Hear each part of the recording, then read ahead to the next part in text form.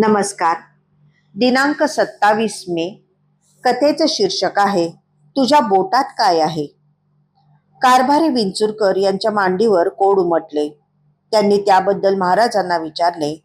महाराजांनी यावर उपाय म्हणून हातातील हिऱ्याची अंगठी फेकून द्याव्यास सांगितले.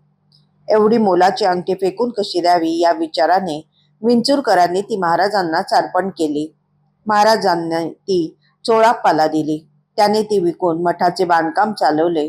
विंचुरकरांचे कोड बरे झाले. विंचुरकरांच्या मांडीवर पांढऱ्या कोड्याचा डाग उमटला. ही अवघड जागीची व्यथा कोणास दाखवता येत नव्हती की कोणास सांगता येत नव्हती. आज न उद्या उघडकीस येती तर इब्रतीस धोका होता. यावरचा उपाय जेव्हा त्यांनी महाराजांना विचारला तेव्हा महाराजांनी त्यांच्या हातातली अंगठीच्या खड्याच्या रंगाची चौकशी केली आणि तो खडा फेकून दे म्हणजे कोड जाईल असे सांगितले. त्या कोडाशी महाराजांनी त्या खड्याचा बद्रायण संबंध का लावावा हे वर करणी कोडे वाटले तरी त्यामागे काही कार्यकारण भाव होता हे नक्की. कारण पूर्वजन्मीचे काही विशिष्ट कर्म असे कोडाच्या रूपाने उमटते.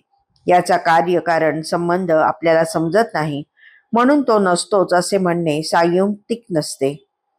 सद्गुरू अशा वेळी वरवर विसंगत वाटणारी जुजवी चौकशी करून अकल्पितपणे आपल्याला सर्वात आवडत्या वस्तूचा त्याग करावयास सांगतो.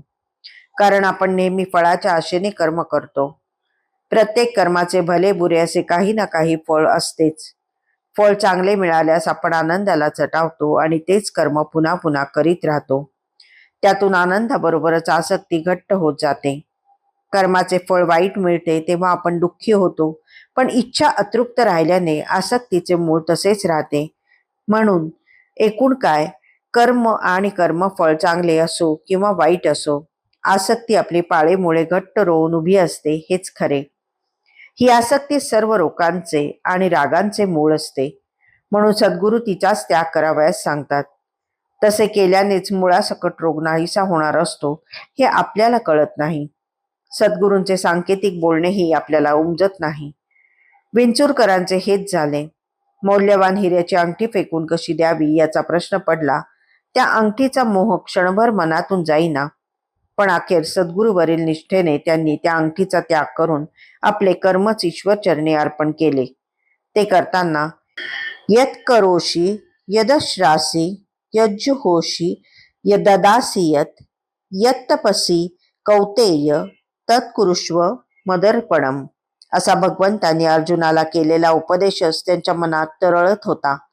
भावार्थ असा की जे करावयाचे ते कर्म, जे खावयाचे ते अन्न, जे हवन करायचे, जे द्यायचे ते सर्व असे यज्ञ दान तप कर्म ईश्वर अर्पण करावे.